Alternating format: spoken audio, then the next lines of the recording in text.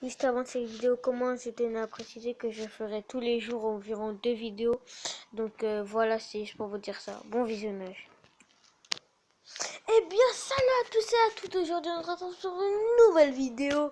Comme d'habitude sur Clash Royale. Et aujourd'hui, c'est l'arène 8.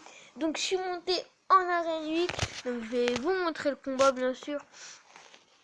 Donc j'étais à 2297 trophées. Donc voilà. 2297 trophées. Ok, un bug. Bon, c'est pas grave. Regarde, on va juste faire ça et ça. Non, c'était pas ce combat. Normalement, j'étais à 2294 trophées. Donc voilà, encore un petit bug. Donc ensuite, je voulais la faire en vidéo. Donc excusez-moi encore une fois. C'est juste que je peux pas faire des... Quand même, j'en fais déjà plusieurs... ça fait pas longtemps que j'ai commencé ma chaîne YouTube. Et j'en fais déjà plusieurs des vidéos. Donc en faire un peu tout le temps, c'est un peu... Parfois, c'est un peu saoulant. Surtout, moi, dans ma tête, c'est toujours faut que je fasse des vidéos pour eux, etc. etc. Bref, vous m'avez compris. Donc là, on va passer sur la... Ok, le bug, la mif. Donc c'est pas trop de ma faute. Après, la co. Mais souvent, ça, c'est pas la co, c'est plutôt... un bug comme ça parce que je sais pas, à chaque fois que quand je fais des vidéos ça fait ça et nickel, voilà.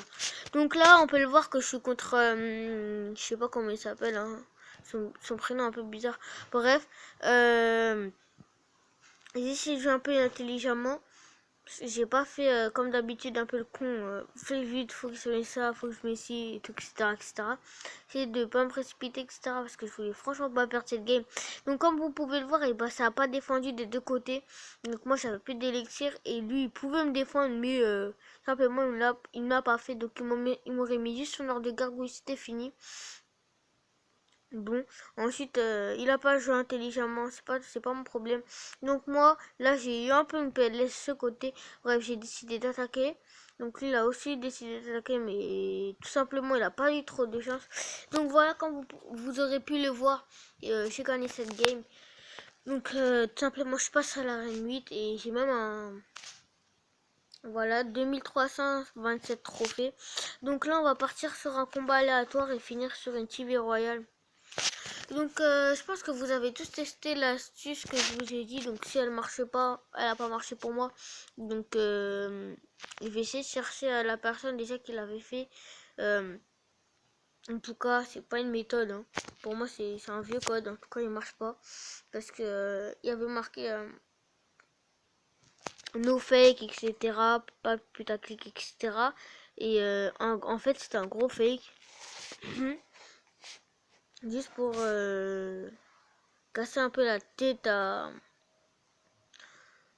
plusieurs personnes. Ok, il nous met ça. Donc je propose que lui met son arme squelette. Ok, il est pas trop intelligent. Ok, il nous met ça. C'est un peu con parce que là-bas il aurait pu défendre avec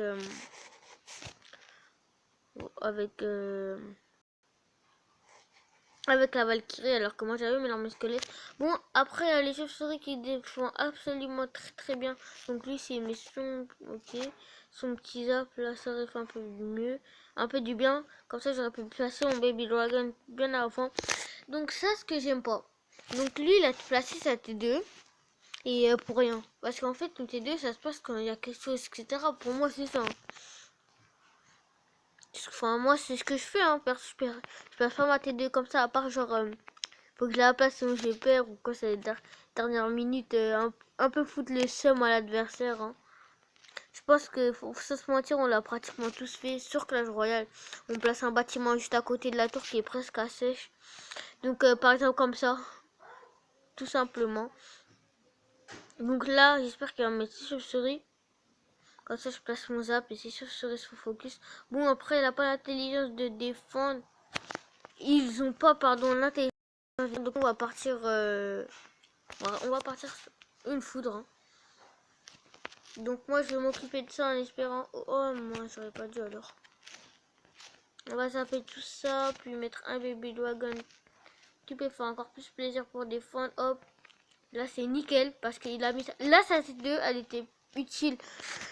Donc nous on va essayer de chercher le couronne hein, en mettant une fois gobelin là. Une fois gobelin là et un chevaucheur de cochon.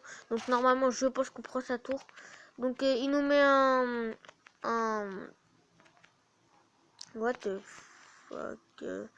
Donc là on met un 3 couronnes de l'autre côté. Donc on allait être en PLS tout simplement. Donc voilà. On lui met un 3 couronnes. Encore une victoire en début de game. Enfin en vidéo plutôt. Donc on va finir sur la TV Royale bah, comme d'habitude. Donc où je vois qu'il y a un électro-sorcier, un molosse de lave. Donc l'électro-sorcier, le molosse de lave est une des meilleures légendaires du jeu. Hein. Enfin même une des meilleures cartes tout court.